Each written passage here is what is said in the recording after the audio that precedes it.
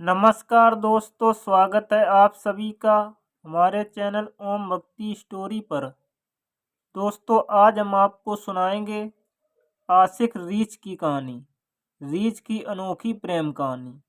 अगर आप हमारे चैनल पर नए हैं तो प्लीज़ हमारे वीडियो को लाइक करें, चैनल को सब्सक्राइब करें और शेयर करें।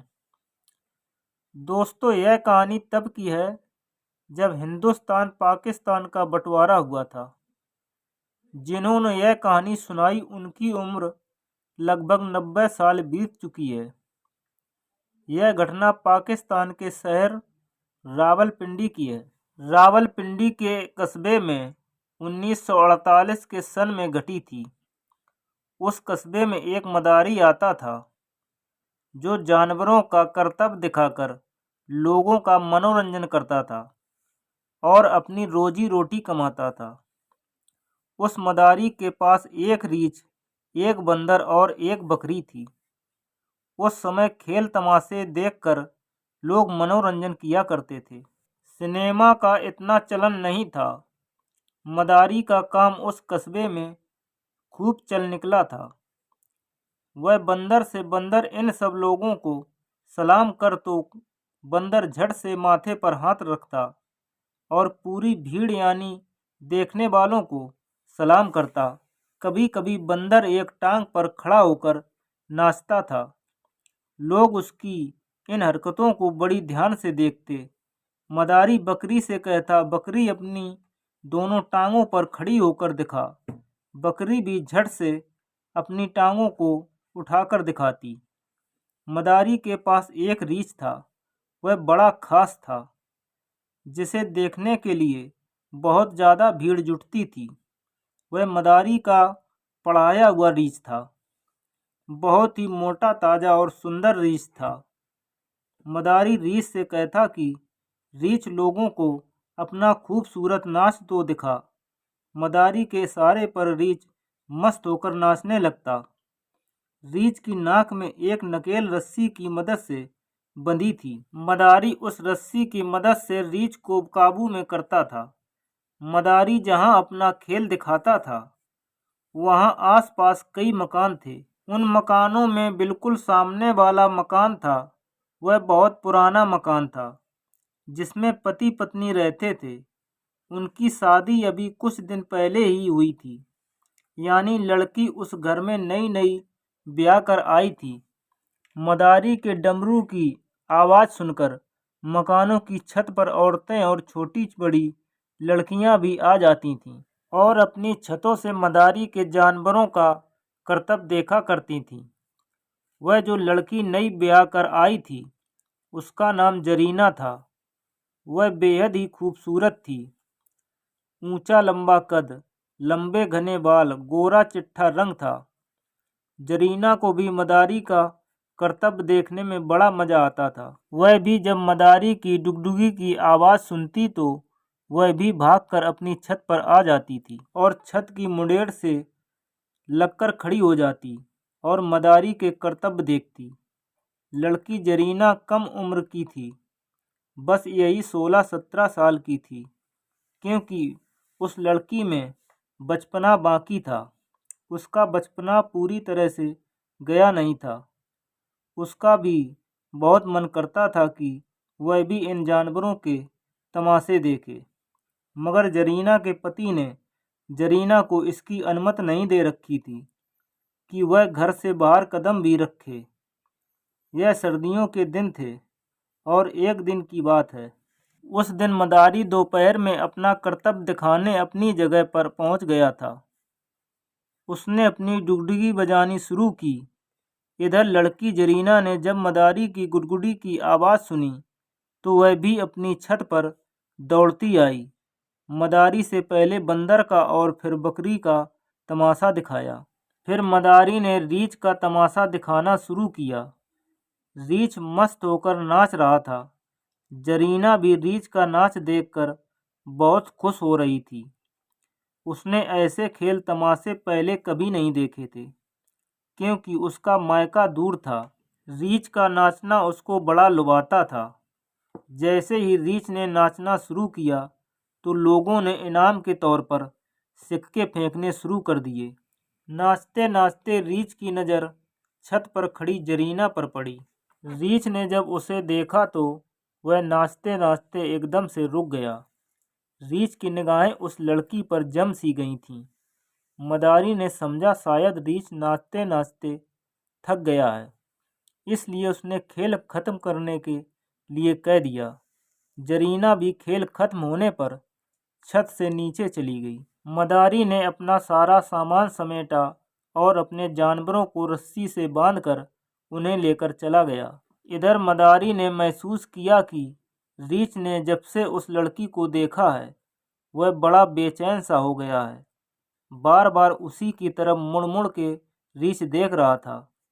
मदारी भी उस रात उसी इलाके के पास बाहर के खेतों में रात बिताने के लिए ठहर गया था। आधी रात हुई तो रीछ ने अपनी रस्सी को काटना शुरू कर दिया। फिर वह रीछ रात में ही उस पुराने मकान के सामने पहुंच गया जिसमें जरीना रहती थी। जहां उसने छत पर जरीना को देखा था, वह घर के दरवाजे के पास पहुंचा और दरवाजा को चाटना शुरू कर दिया। अगले दोनों पैरों से रीछ ने दरवाजा खोलने की खूब कोशिश की, मगर दरवाजे पर अंदर से कुंडी लगी हुई थी। फिर रीछ ने दरवाजे पर अपने पैर मारने शुरू कर दिए। दरवाजे की आवाज़ सुनकर जरीना का पति उठकर बैठ गया। उसने सोचा, रात में इस समय कौन हो सकता है, जरा चलकर देखूं तो सही। जरीना का पति दरवाजे के पास आया और पूछा, भाई कौन हो? मगर बाहर से कोई आवाज़ नहीं आई, मगर दरवाजे की पीटने की आवाज़ अब भी आ रही थी। उस जरीना के पति ने कुंडी खोल दी। सामने रीछ को देखकर वह घबरा गया। उसकी तो सिट्टी पिट्टी गुल हो गई। पहले तो एक जोरदार पंजा रीछ ने जरीना के पति के मुंह पे दे मारा और फिर रीछ उसे एक तरफ धकेल कर अंदर घुस आया। जरीना का पति जोर से चीख पड़ा। रीछ घर में घुस गया। अब जरीना का पति दर्द से तड़पता हुआ पागलों की तरह रीछ के पीछे दौड़ा, मगर रीछ कमरे में दाखिल हो चुका था। रीछ ने जरीना को उठाया और वहां से चल पड़ा। रीछ अब बड़ा खौफनाक लग रहा था। जरीना के पति में जरा भी हिम्मत नहीं थी कि वह रीछ को रोक सके। रीछ जरीना को उठाए कमरे से निकला और बाहर चला गया। जरीना का पति बाहर आकर चीखता रहा, मगर रात में गली सुनसान थी। रीछ भी उस लड़की को लेकर गायब हो चुका था। फिर जरीना के पति ने कुछ पड़ोसियों के दरवाजे को खटखटाया और उन्हें सारी आप बीती बताई। फिर कुछ लोग लाठियां उठाकर रीछ के पीछे पीछे खेतों की तरफ दौड़े। लोगों को पता था कि मदारी वहां ठहरा हुआ है। वे मदारी की जगह पहुंचे तो देखा कि मदारी तो सो रहा था और रीछ ने उस लड़की को पत्थर पर बैठा रखा था और जरीना के पांव चाट रहा था। लड़की बेचारी बहुत डरी हुई थी। एक आदमी ने कहा, भाई जो भी करो लेकिन ध्यान से करना, ऐसा न हो कि यह रीछ लड़की को नुकसान पहुंचा दे। एक ने चुपके से मदारी को जगाया। मदारी उठकर बैठ गया। इतने में सारे लोगों को देखकर वह सोच में पड़ गया। जब लोगों ने उसे सारी बात बताई तो उसे सब बातें पता चलीं। तो यह सब सुनकर मदारी बड़ा परेशान हुआ।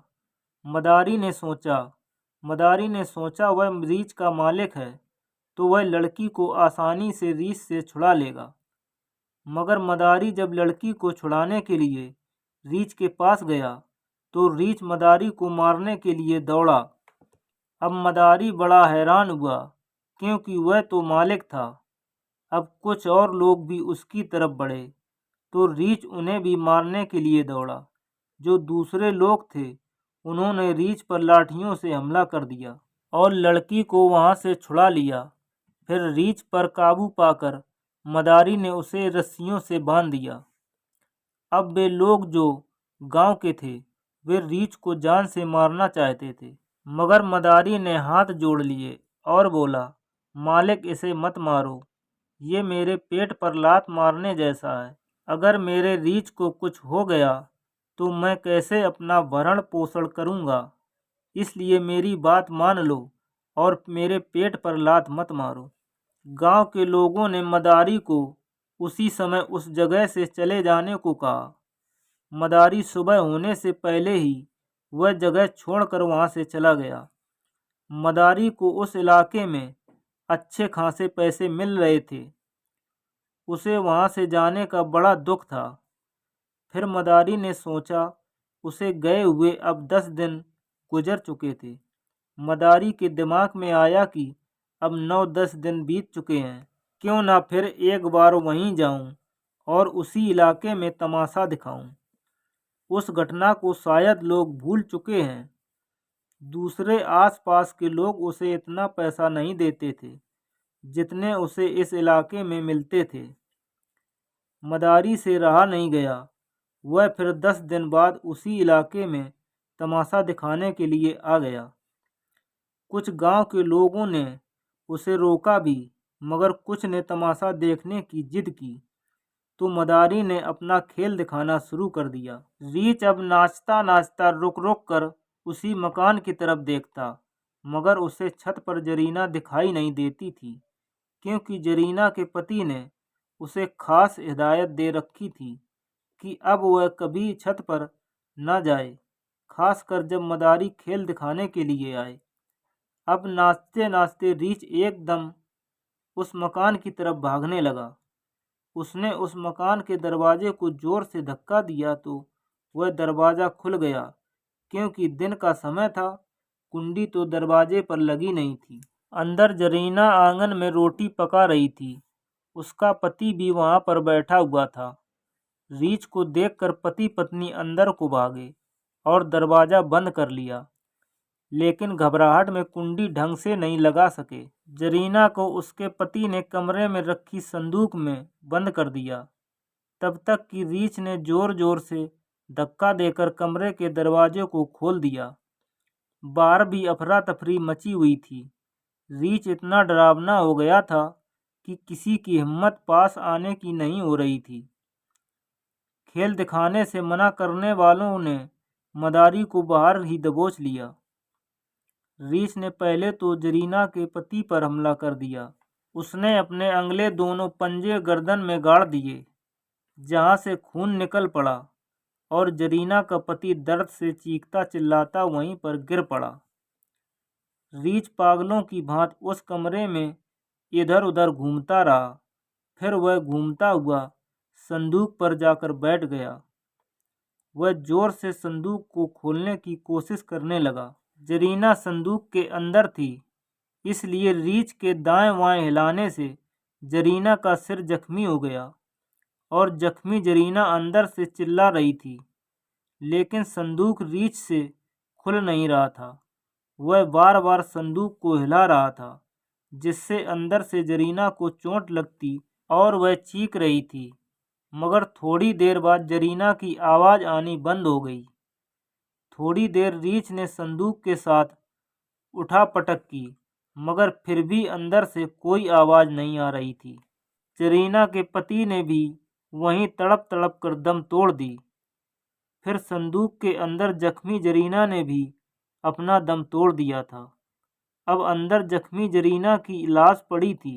रीछ ने संदूक का दरवाज़ा खोल दिया और उसने देखा अंदर जख्मी जरीना पड़ी हुई है। तो रीछ ने जरीना को सूंघ कर उसको अपनी जुबान से चाटा तो रीछ को यकीन हो गया कि अब यह मर चुकी थी। रीछ भी अपने दोनों पंजे आगे करके उन पर अपना सिर रखकर वहीं बैठ गया, जैसे वह जरीना के मरने का शोक मना रहा हो, क्योंकि उसे यकीन हो गया था कि जरीना अब नहीं रही। और वह शोक में इतना डूब गया कि उसे अपने आसपास गांव के लोग डंडा कुल्हाड़ी बरछे लेकर इकट्ठा हो गए थे। उनका भी ख्याल नहीं था, जैसे सब कुछ त्याग कर बैठ गया हो। गांव के लोगों को भी अंदर से कोई आवाज़ नहीं आ रही थी, तो उन्होंने भी अंदाज़ा लगा लिया कि अंदर बड़ी घटना घट गई है। अब गांव के लोगों ने कुल्हाड़ी बरछे डंडा लेकर रीछ पर हमला बोल दिया। लेकिन रीछ ने उप तक नहीं की। लोगों ने रीछ की बोटी बोटी कर दी। मदारी भी हाथ जोड़ता रहा, मगर लोगों ने अब की बार उसकी एक ना सुनी और उस रीछ को भी मौत के घाट उतार दिया। तो दोस्तों, अगर हमारी कहानी आपको अच्छी लगी हो तो प्लीज़ हमारे वीडियो को लाइक करें, चैनल को सब्सक्राइब करें, कमेंट करें। धन्यवाद।